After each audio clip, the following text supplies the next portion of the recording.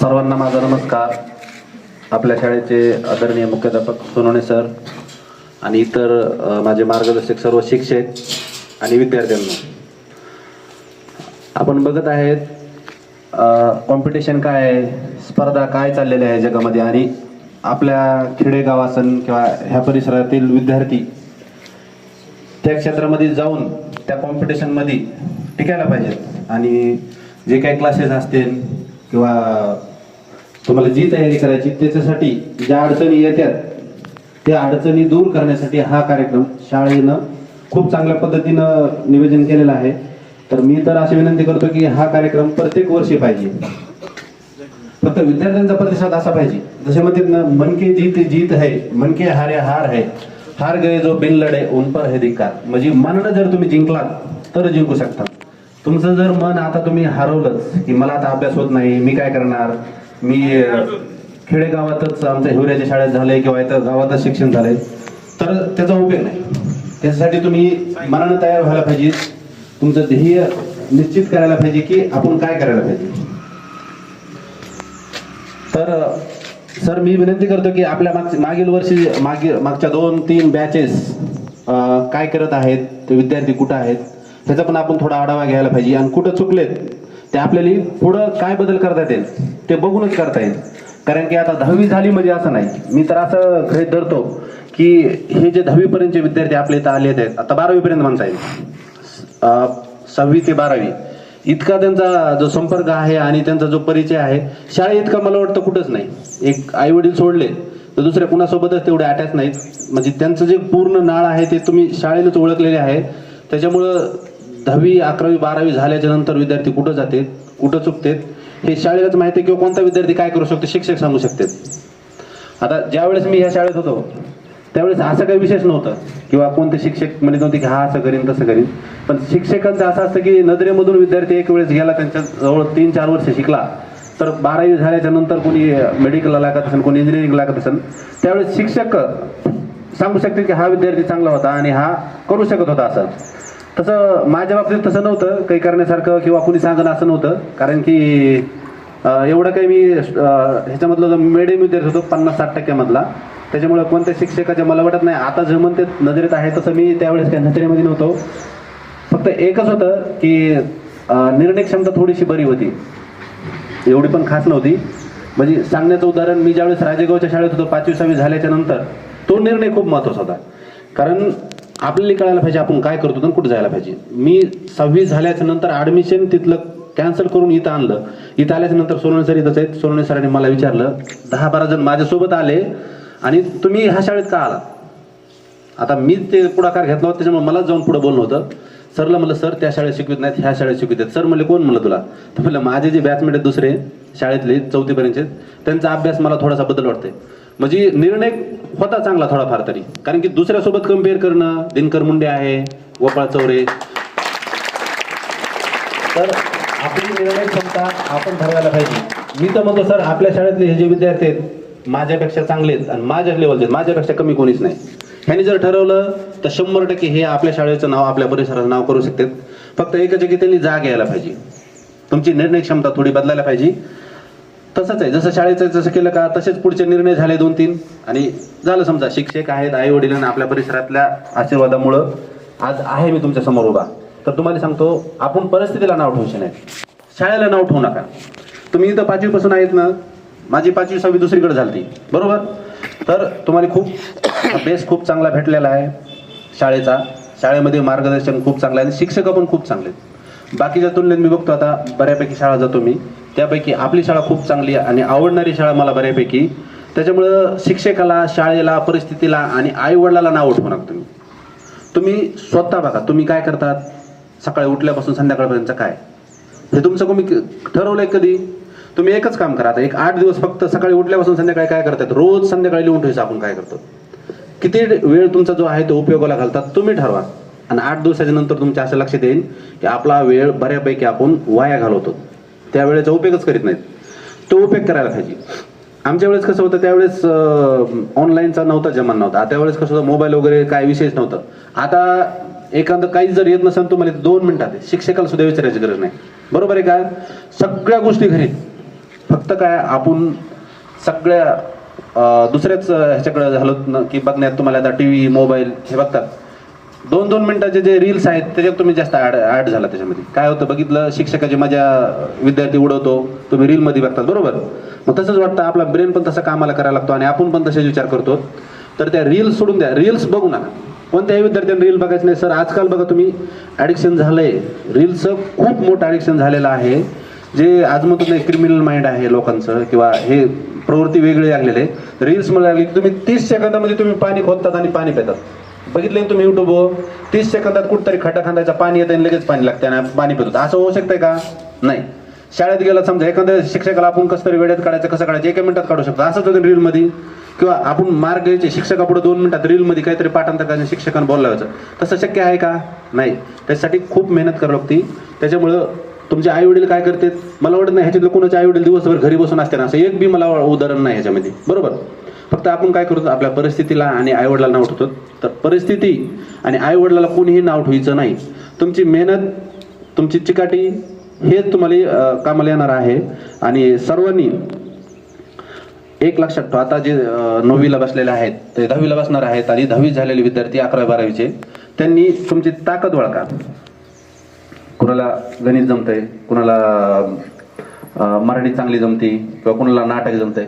हे जर तुम्हाला कळालं की आपण काय करू शकतो ती संधी घ्यायला पाहिजे. आता कसं आहे सध्या बघण्याचं मेडिकल फील्ड इंजिनिअरिंग थोडं स्कोप आहे म्हणून बघतात आणि तेच घ्यायचं. आता मी बघतो सायन्स घेतलेले कितीतरी विद्यार्थी असतात की त्यातले विषयच माहीत नाहीत काय आहे काय. त्याचा उपयोगच नाही तुम्ही 12वी करून 11वी-12वी करून सायन्स घेतलेल्या विद्यार्थ्याला जर तुमचे 6 विषय कोणते हे जर माहीत नसले तर उपयोग आहे काही सांगा तुम्ही. विषय कोणाच्या मनात घ्यायचे तुम्ही नातेवाईक विचारतात, नातेवाईक दुसऱ्याला माझ्यासारख्या विचारतात कोणते विषय घेऊ झाले तुमचे विषय. पण तुम्हाला कळायला पाहिजे की आपल्याला बायोलॉजी घ्यायचं आहे, मॅथ घ्यायचं आहे किंवा पुढं काय करायचं आहे. त्याच्यामुळं तुमचे पॉझिटिव्ह पॉईंट कोणते आहेत आणि निगेटिव्ह पॉईंट हे कोणते आहेत हे तुम्हीच समजून घ्यायला पाहिजे. आता तुमच्या कॉन्टॅक्टमध्ये शिक्षक कोणी ना कोणी एकतरी फेवरेट शिक्षक असतो बरोबर आहे. तुम्ही त्या शिक्षकाला विचारू शकता किंवा तुमच्या नातेवाईकामध्ये की मी काय करू शकतो आणि काय करायला पाहिजे. आणि ज्यावेळेस तुम्ही स्कोप बघतात पुढचा मी म्हणतो असा स्कोप बघा की पुढे 20 वर्षानंतर बी त्याला खूप मार्केट राहायला पाहिजे. असं बघू नका की आता 2 वर्ष झाले की त्याचं संपून जाईल बरोबर आहे का. आता मध्ये कसं होतं ज्यावेळेस मी लहान होतो 5वीला असं त्यावेळेस डीएडला खूप स्कोप होता. त्याच्यानंतर डीएडचं संपून गेलं डीएड. त्याच्यानंतर इंजिनिअरिंगचं तसं झालं. आता मेडिकल फील्डचं तसंच झालेलं आहे. आणि ह्या मुलांनी काय केलं डीएडची मुलं मेडिकलच्या इंजिनिअरिंगची मुलं जे स्पर्धा परीक्षाला जे डिमांड होतं त्यांनी खूप कमी करून टाकलं. कारण की हे टॉपचे डीएडचे मेडिकलचे आणि इंजिनिअरिंगचे मुलं सध्या आता स्पर्धा परीक्षा करतात. पोलीस भरतीला सुद्धा एवढं अवघड झालेलं आहे की चांगल्या मार्कावली मुलं सुद्धा पोलीस भरती करतात. कारण काय होतं ज्यावेळेस घेताना आपण सुरुवातीला ज्यावेळेस तुमचं क्षेत्र निवडतात त्यावेळेस काही कळत नाही आणि त्याच्यानंतर मग काय करायचं म्हणून भरती करायची. मी बघतोय 20 वर्षे मुलांनी स्पर्धा परीक्षेची तयारी केली आणखीन काय नाही. कितीतरी मुलं आहेत उदाहरण आहेत प्रत्येक गावात मुलं आहेत. तुम्ही राजेगावला जा, गव्हाणतळीला जा, हिवऱ्यात जा की माझ्या देखत म्हणजे 2006 पासून आता किती 2026 करेक्ट 20 वर्ष झाले. मी तुम्हाला नावात सगळं सांगू शकतो. ते काय झालेले आई वडिलांनी कळत नाही आणि त्यांचा निर्णय चुकलेला आहे. आम्ही पण त्याच्यातले होतो पण थोडंफार आमचं जमलेलं आहे. नाही तर आम्ही पण तसे वाहून गेलेलो होतो. मी पण BMSचं ऍडमिशन करून PSIची तयारी करायला 6 महिने तयारी केली पण ह्या वयावर पुन्हा BMSला ऍडमिशन घेतलं. सांगता येत नव्हतं. ते तर आठवलं तर भीती वाटते की आपण कुठे गेलो असतो आता PSIच्या नादात एखाद्या झालो बी असतात नसतो तर मग असंच काहीतरी केलं असतं. तसं तुम्ही तुमचे पॉझिटिव्ह आणि निगेटिव्ह कोणते पॉईंट आहेत ते तुम्ही हे करा आणि त्याच्यामुळे तुम्हाला कळेल की पुढं काय करायचे बरोबर. आपल्या इथं शिक्षण मोफत पाहिजे पण आपल्या इथं मोफत राशन भेटतंय बरोबर आहे का. काय पाहिजे मोफत शिक्षण पाहिजे. तुम्ही जर शिकलात तर तुम्ही प्रश्न विचारणार आहेत बरोबर आहे का. आता शिक्षकाला प्रश्न विचारला तर शिक्षकाला काहीतरी शिकवायला इच्छा आहे म्हणजे काहीतरी आवड निर्माण होईल ना. तुम्ही नुसतं बसून राहिला तर उपयोग नाही ना. त्याच्यामुळं मोफत राशनचा उपयोग करू नका. शिक्षण मोफत कसं होईल हे बघायला पाहिजे. बरं मोफत नाही तरी बऱ्यापैकी आपल्याला मोफत सारखं शिक्षक आहेत आणि फुकट मार्गदर्शन आहे. 10 वेळेस तुम्हाला सांगतात की शिक्षक पण सांगतात तुम्हाला रोज वारंवार सांगतात आणि बाकीचे पण परिसर आहे सांगणारे. तर माझं म्हणणं आहे तुम्ही शिक्षणाचा खूप मोठा फायदा घ्यायला पाहिजे. तुमचा मोबाईल जर उघडायचा असेल संध्याकाळी घरी गेल्याच्या नंतर पप्पाचा तर त्याला काय टाकावं लागतंय पासवर्ड टाकावं लागतंय बरोबर आहे का. तुम्ही सांगा छोटासा मोबाईल बिगर पासवर्डचा हे होत नाही तर तुम्हाला एखादं ध्येय गाठायचं असेल तर त्यासाठी किती मेहनत घ्यावं लागेल बरोबर. लगेच होणार आहे का नाही होणार बरोबर आहे ना. तसं होणार आहे. त्याच्यामुळं तसंच आहे, जसं मोबाईलचा चुकीचा पासवर्ड टाकला त्याच्यानंतर ओपन होत नाही, तसं जर तुम्ही चुकीच्या क्षेत्रात गेलात कुणाचं ऐकून तर त्याचा उपयोग होणार आहे का? नाही होणार. त्याच्यामुळं तुम्ही तुमचं पासवर्ड चुकीचा टाकू नका, योग्य पासवर्ड टाका. एखादी व्यक्ती आपल्यातले नातेवाईक समजा ऍक्सिडेंट झाला आणि त्याची घरी आणायची जर वेळ आली, समजा मृत्यू झालेला 1 तास झाला, त्याच्यानंतर तुम्ही काय विचारतात? बॉडी कुठे आहे? बरोबर आहे का? त्याचं नाव कोणी घेतात का? अस्तित्व संपलं, नावच तुमच्या लक्षात येत नाही, बॉडी कुठपर्यंत आली. बरोबर. आता तुम्ही जिवंत आहे, तुम्ही जिवंत आहेत ना आता सगळेजण, तर तुम्हाला जर अस्तित्व तयार करायचं असेल तुमचं नाव, आता नावानं शिक्षक सगळे ओळखतात, गावातले ओळखतात, परिसरात जर तुम्हाला वाटत असेल कोणतरी ओळखायला पाहिजे, तर त्यासाठी तुम्ही जिवंतपणाचं लक्षण दाखवा. जिवंतपणाचं लक्षण म्हणजे मेहनत करणं. बरोबर. चुकीच्या मार्गाने काय करायचं नाही. आपण जी मेहनत करायची ती योग्यच मेहनत करायची. कोणतंही क्षेत्र असू द्या, आपण काम करतो घरच्या आईसोबत, ते बी योग्यच पद्धतीने करायचं. उगाच आईला हे करायचं नाही, आई बाजूला गेली मोबाईल बघायचा, असं करायचं नाही. बरोबर आहे. आपण जिवंतच तुम्हाला दाखवायचं असेल जिवंतपणाचं लक्षण तर काय? आपण मेहनत करायला पाहिजे, काहीतरी करायला पाहिजे. त्याशिवाय तुम्ही जिवंत म्हणून आहेत का? नाही. काय होणार? मुलीचं तर 2-3 वर्षात 4 वर्षात तुम्ही इथं अभ्यास नाही केला तर माहिती काय होणार? सांगायची गरज नाही. बरोबर. तर आता स्कोप बघितला आपण शिक्षणामध्ये, तर सायन्स आहे, तुम्हाला त्याच्यामध्ये बराच स्कोप आहे. नीट देऊ शकता तुम्ही, कुणाला MBBS करायचं असेल तर, BMS करायचं असेल तर. मुलींसाठी फार्मसीचा पण खूप चांगला स्कोप आहे. तुम्हाला कॉम्पिटेटिव्ह तयारी करतात ना, माझं म्हणणं ज्याला कॉम्पिटेटिव्हची तयारी करायची समजा स्पर्धा परीक्षाची, त्यांनी डायरेक्ट स्पर्धा परीक्षा करू नका. तुम्ही कुठंतरी फार्मसीला कुठंतरी ऍडमिशन घ्या आणि त्याच्यानंतर करा. कारण काय होतं, आता तुम्हाला 20 वर्षाचं उदाहरण सांगितलं तसं होऊ देऊ नका. नुसती तयारीच करायचं. मुलीचं सोपं राहते. काय होतं, 4-5 वर्ष तयारी केली, 2-3 वर्ष की नाही तर मग लग्न करून टाकतात. मुलाचं तसं होत नाही, 20 वर्ष तयारीच करत राहतात. तर मग किती दिवस तयारी करायची ह्याच काही लिमिट राहत नाही.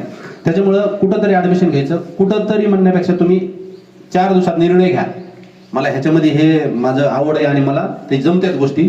शिक्षकासोबत संपर्क साधा, मी आहे आणि बाकीचे तुमच्या परिसरातले तुमच्या नातेवाईकातले कोणतरी असतील, 4 दिवसात निर्णय फायनल घेऊन टाका की मला सायन्सच घ्यायचं, मला नीटची तयारी करायची, कुणाला JEEची तयारी करायची असेल, इंजिनिअरिंगसाठी असेल तर ते पण आहे. आणि कॉमर्समध्ये बघितलं तुम्ही आहेत समजा, बँकिंगमध्ये खूप जॉब आहेत चांगले, पुन्हा त्याच्यानंतर CA आहे. आणि आर्ट्समध्ये पण तुम्ही कलाकार म्हणून बऱ्यापैकी काही बी काम करू शकतात. एखाद्या कोणाला नाटक करायचं असेल किंवा कोणाला शिक्षक व्हायचं असेल, आर्टमध्ये पण बऱ्यापैकी स्कोप आहे. असं आहे की BA घेतलं म्हणजे काही नाही, फक्त नुसतं BA घेऊन परीक्षेची उपयोग नाही, स्पर्धा परीक्षेसाठी. त्याच्यासाठी BA घेऊन तुम्ही काय करणार आहे? BA काय आहे? काहीच नाही जमलं तर BA असं म्हणणार. BA घेऊन तुम्हाला काय करायचं, पुढं शिक्षक व्हायचे त्यासाठी काय करायचंय ते, तो विषय निवडा. मुलांसाठी मी म्हणतो ITI सगळ्यात सोपं आहे. कारण काय होतं, आपल्या खेड्यातले मुलं आहेत समजा, तर त्या मुलांनी ज्याला फार्मसीची किंवा नीटची तयारी करायची नाही त्यांना ITI मध्ये करा. त्याच्यामध्ये सध्या स्कोप खूप आहे बऱ्यापैकी. इलेक्ट्रिशियन म्हणून काम करू शकता तुम्ही, वेल्डर म्हणून काम करू शकतात. आणि बाकी क्षेत्रात आता सध्या जे ITI केलेले मुलं आहेत का, आपण जे बघतो आता पंक्चर करणार मुलगा किंवा वेल्डिंग करणार मुलगा, आपल्या इथे कसे करतात, हे आपली शेती कशी पारंपरिक तसंच आहे. पण तसं करू नका, चांगल्या कॉलेजला ऍडमिशन घ्या ITIच्या. आणि ITI झाल्याच्या नंतर एखादं इलेक्ट्रिशियनचं दुकान आहे. आता आपल्या इथले जेवढे इलेक्ट्रिशियन दुकान आहे सर, ते सगळे बघूनच शिकून टाकले, कुणी ITI केलेलं नाही. मग तुम्हाला कळतच नाही काय करायचं काय नाही, क्वालिटीचं वगैरे. तुम्ही काय करतात, ते एखादा ग्राहक आल्याच्या नंतर तुम्ही सांगता हे चांगलं ते चांगलं, पण तुम्हाला माहित नसतं की आपण त्याच्यामध्ये किती वर्ष टिकणार आहे, लाईफ काय त्याच्या ह्याची, किंवा आपण लाईट त्याला कशी जोडायला पाहिजे. त्यासाठी ITI केल्याच्या नंतर चांगल्या कॉलेजला मला वाटतं फीस पण कमी एकदम, आणि आपल्या मुलाली बऱ्यापैकी. आणि मुलींसाठी फार्मसी खूप चांगली, मुलींनी फार्मसी करा. आणि ज्याला नीटची तयारी करायची ते तर आहेच, पण ज्याला काहीच नाही वाटत किंवा घरचे थोडे विरोध करतात त्यांसाठी CET देऊन तुम्ही फार्मसी करू शकतात. इंजिनिअरिंगचा डिप्लोमा आहे, पण त्याचं कसं होतं, डिप्लोमा डायरेक्ट तुम्हाला इंजिनिअरिंगला ऍडमिशन भेटते, त्याच्यापेक्षा ITI बरं राहतो. तुम्ही 1 वर्ष वाया जाते. आणि आपल्या इथं म्हणलं तर व्यावसायिक कोर्स खूप चांगले आहेत मुलांसाठी. पॅरामेडिकल कोर्सेस आहेत, पुन्हा त्याच्यानंतर आग्रीमध्ये पण आहे, आग्रीमध्ये पण खूप चांगले आहेत कोर्सेस त्याच्यामध्ये. आणि डिफेन्समध्ये जर केला तुम्ही NDA वगैरे नेव्हीमध्ये करू शकता. तर मी सर्वांना एकच विनंती करेन की आता तुम्ही 4 ते 5 दिवसामध्ये निर्णय घ्या काय करायचे ते. जे 10वीच्या 11वीला जाणार आहेत ते, आता 11-12ला ज्यांनी ऍडमिशन घेतले